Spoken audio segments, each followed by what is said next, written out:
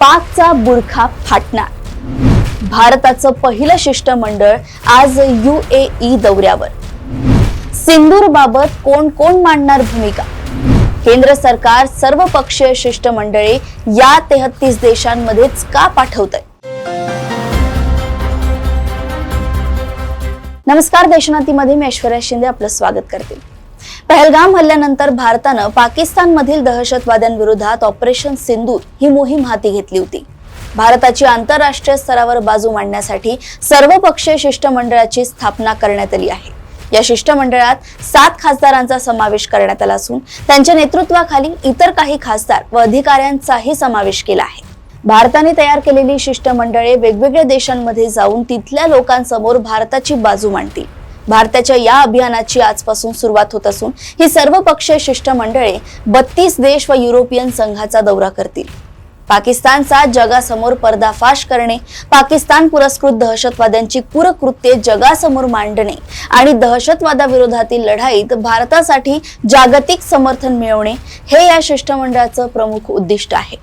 परराष्ट्र सचिव विक्रम मिस्री यांनी मंगळवारी 3 शिष्टमंडळांना याबाबतची माहिती दिली आहे.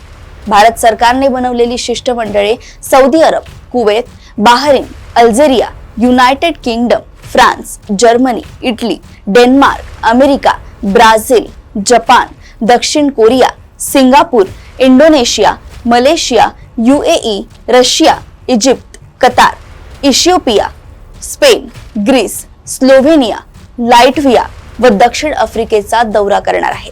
विक्रम मिस्री यांनी आधीच सांगितलं होतं की खूप विचार करून आम्ही या 33 देशांची निवड केली आहे. याबाबत विचारल्यावर भाजपा खासदार अपराजिता सारंगी म्हणाल्या की या 33 पैकी 15 देश हे संयुक्त राष्ट्र सुरक्षा परिषदेचे म्हणजेच UNSC कायमचे अथवा तात्पुरते सदस्य आहेत, तर 5 देश UNSC चे सदस्य बनणार आहेत.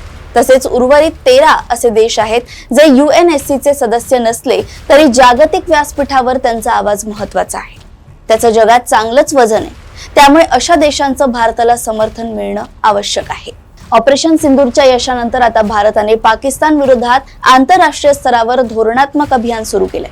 वेगवेगळ्या पक्षांचे खासदार, अनेक माजी मंत्री व 8 माजी राजदूतांसह एकूण 59 राजकीय नेत्यांची 7 शिष्टमंडळे तयार करण्यात आली आहेत.